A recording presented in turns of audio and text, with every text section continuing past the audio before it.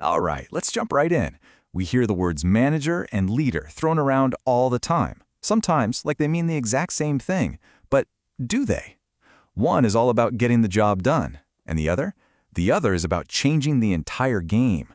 So what's the real difference? Let's break it all down. Okay, so let's kick things off at a little thought experiment. Picture this. You've just landed a job at a cool new startup. The energy is amazing. You've got two potential bosses. Leader A is super decisive, makes every single call on their own. Done.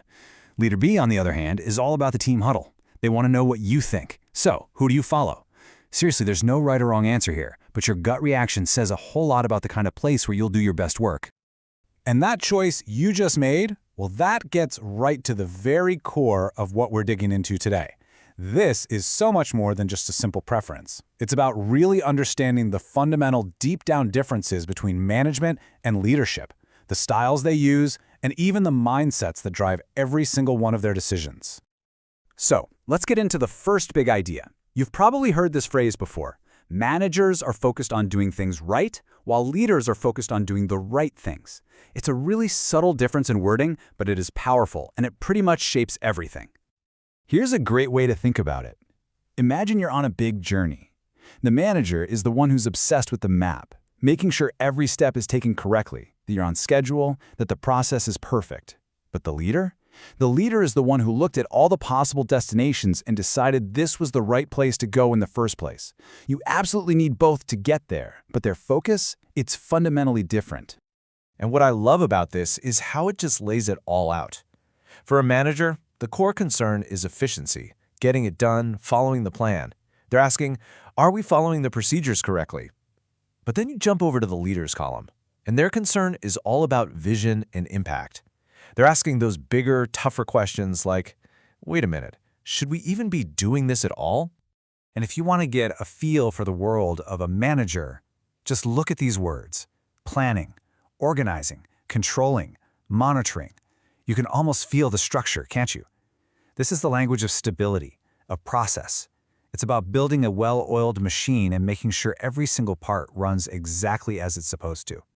Now let's completely flip that. Check out the vocabulary for leadership. Creating, inspiring, changing, innovating. The whole vibe is different. This isn't the language of keeping things stable. It's the language of transformation. It's not about maintaining the machine. It's about dreaming up a whole new one. Of course, it's not like every leader or manager is exactly the same. Within these roles, there's a whole spectrum of styles, from having total control to giving your team almost complete freedom. So let's explore that spectrum a bit. So on one extreme end, you've got the autocratic leader. And yeah, this puppet master image is pretty much spot on. They hold all the strings, they make all the calls, and they direct every single move from the top. The autocratic style is totally authoritarian. Communication flows in one direction only, top down. The expectation is crystal clear. You follow instructions. Now, this can be incredibly effective in a crisis when you need decisions made fast, but it doesn't exactly leave a lot of room for team creativity. And then, if we swing all the way to the other side, we meet the democratic leader.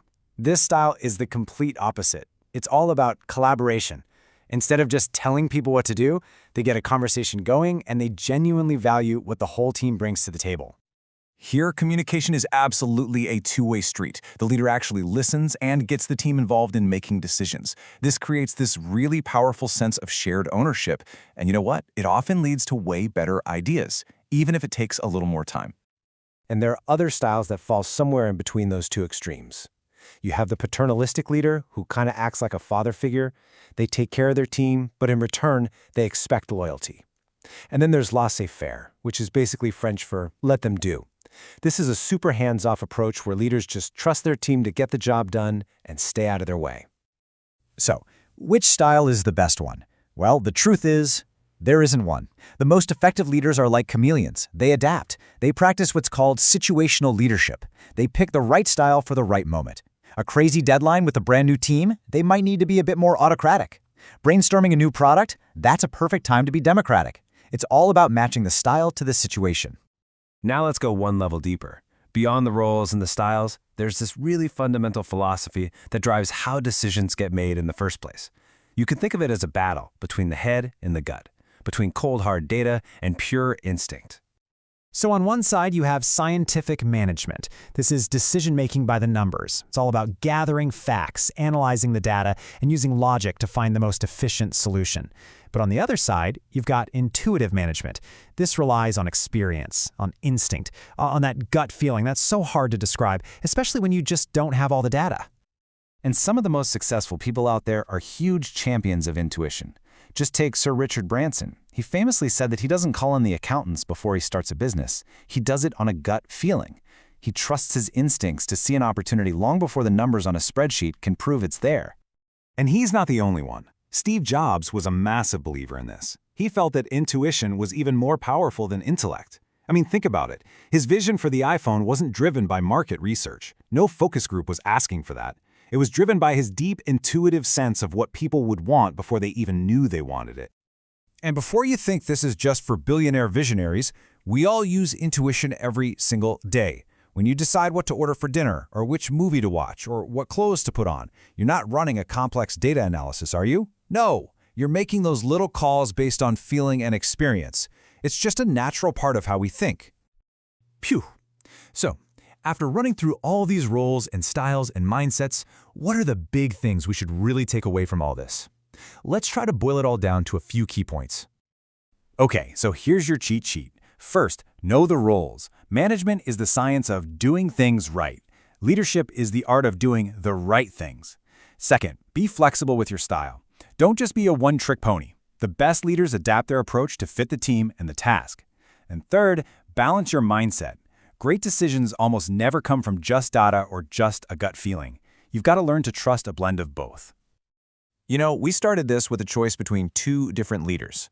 But now, the real question isn't about who you'd follow. It's about who you're going to become. Now that you understand the roles, the styles, and the mindsets, how are you going to choose to lead?